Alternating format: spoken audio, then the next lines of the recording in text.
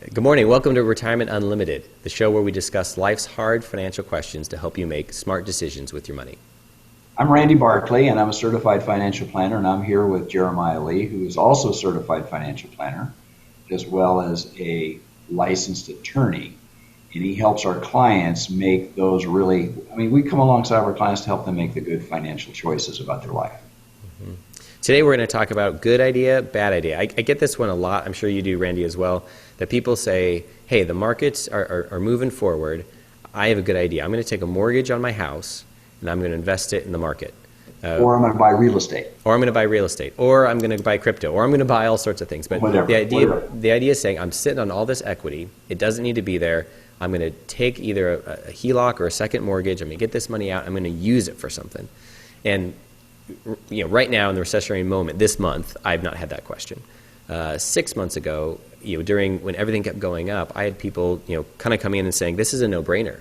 I can get $100,000 out of my house. My rates will be 3%, and I could put it in the market. And look, I can make 13% on that. This is a no-brainer. I need to do this. And we talk people through this, and good idea, bad idea, we'll get to that near the end. I've always been opposed to it. I've been in this business for 40 years, and I've heard this analogy. And yes, I can sit down on paper, and I can show you by pulling out arbitrage. In other words, you have a lower interest rate on your mortgage, and you invest in something that gives you a higher return. I've just always been opposed to it because, I go back to the legal aspect of it, and you can speak more to this, Jeremiah, than I can.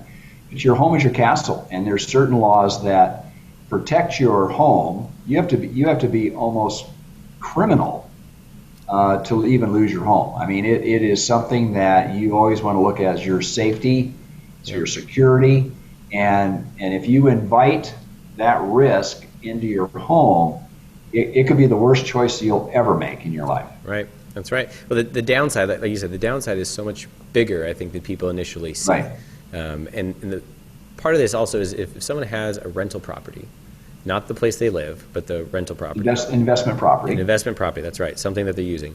To take a mortgage on that and to try and buy another, that's leveraging an investment asset. And there's goods and bads of that, but that's a little bit different even than doing it your primary residence. And the biggest difference is if something goes sideways, it doesn't go the way you think it is, you lose your house, your home, the place where your children and your family is residing. And in some markets, where are you going to go next? And I've seen that. I mean, I've had a historical perspective because I lived through the early 80s.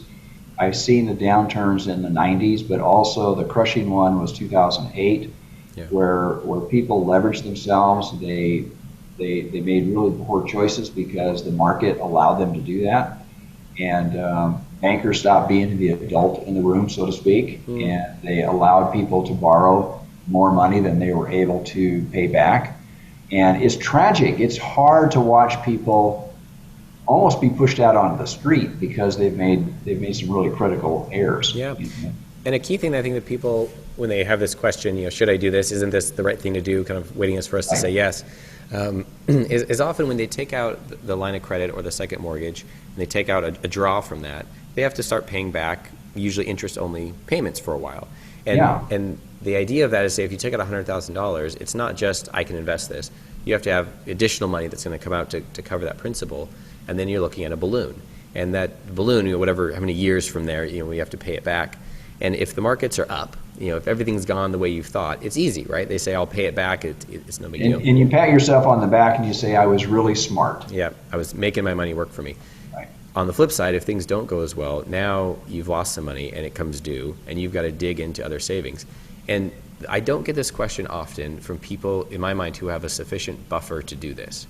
If you had $100,000 sitting in a regular account, regular savings, or an investment account, and then you wanted to take $100,000 out of your house and invest it, and that investment goes belly up, you still have that savings to pay back the loan if you needed to. It's not those people often that are asking this question. It's the people who have maybe $10,000 of the savings, and they say, wow, I'm missing the market. I'm missing out. There's all this upside. I need to take some equity out of my house, get it invested so I participate in this market. And if this doesn't work, all they've got is this 10 grand. And it's real easy to get losses that equate for that. The worst I have is when you go from just, I want to make sane, prudent investments in the market, rather saying, I want to just trade options. or I want to invest in crypto, these things that are highly volatile, and they're realizing that they're putting it in this extreme risk. And all they're hearing from their friends or whatever they're reading is that they're missing out. It's the fear of missing out. I should be doing this because I can make this much more money. Yep.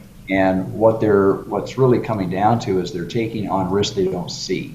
Yep. And a risk that is not, I mean, for often, most of our clients, not saying they're all married, but I'd say we have a proportion who are, it's a risk that they're not rightly equivocating to what this will do to their marriage, to their kids, to the security that they've provided in that home, or if it's a wife working their husband. Yeah, often there's a two-spouse issue of their security there, and to mess with that security it's a deeper emotional level. Yeah, I mean, it goes obviously to the family and the kids and everything else. And I've heard well-known commentators that have advertised for mortgage companies, and they basically are commenting that if you're a homeowner and you're leaving all the equity in your home and you're not bringing it out to invest in something, you're kind of being stupid. And I listen to that, and I have to tell you, it just gets under my skin because, first of all, they're giving financial advice and they're doing this blanket analysis for the listener that if you have equity in your home and you're not pulling it out, we take almost the opposite view. We try to have people pay off their home earlier. Yeah. Take advantage of these lower interest pay. And if you can keep your payment the same and you've dropped your interest rates from 4 down to 2.5, you can accelerate your payment. You can pay off your more. And again, some people they push back on that. They say, why should I do that, right? Yep. And it's a discussion, and everyone's a little different. So when we pivot slightly, that's a good question. Should you pay off your mortgage? So I'll say the first one. Take a mortgage to invest it, I'd say bad idea. What do you say? Right. I would agree. I would concur with that. All right, so then jumping over the next one, pivot slightly to someone coming in and saying, should I pay off my mortgage? I have a mortgage, should I pay it off? And often we start with a math problem to say, look at their interest rates, and if they're paying 7% on their interest on their mortgage, that's a ripe one to start paying off. If they're getting 2 to 3%, they refinance at a good time, there's a question. But I always pause for a second, beyond the math with clients to say there's also an aspect of being debt-free. There's also a beauty to saying, I owe nobody anything. My next big bill is my property taxes that I'll pay in 6 months. I mean, there's some beauty to that type of living, and I don't ever want to underestimate that freedom that gives people. The psychological rest that you have, knowing that the world could be kind of in chaos around you, and your house is paid for, and you don't owe anybody anything on it. And in California, they reward you with Prop 13, so your property taxes are lower. And it's a moment in time where a lot of people just don't realize how incredibly comfortable that is to know that your house is paid for. Yeah, and so there's the psychological aspect that you've done that. And there's also, I think, a beautiful safety net for a lot of folks. As they get older and they're aging, if their house is paid off and they're getting Social Security, they're having retirement funds, if they run into a health emergency, if they run into end of care, long-term care, we always run the analysis for people. But if you have a home in California, especially Southern California, that's fully paid for, you probably have $500,000 plus in potential equity. That's a good safety net for you, and it's not something you want to tap into, but it's around and it's a good asset. So what would your analysis be? Would it be a good idea or a bad idea to pay off your mortgage early? I'm going to give you the lawyer answer here. It depends. It depends. I'm sorry.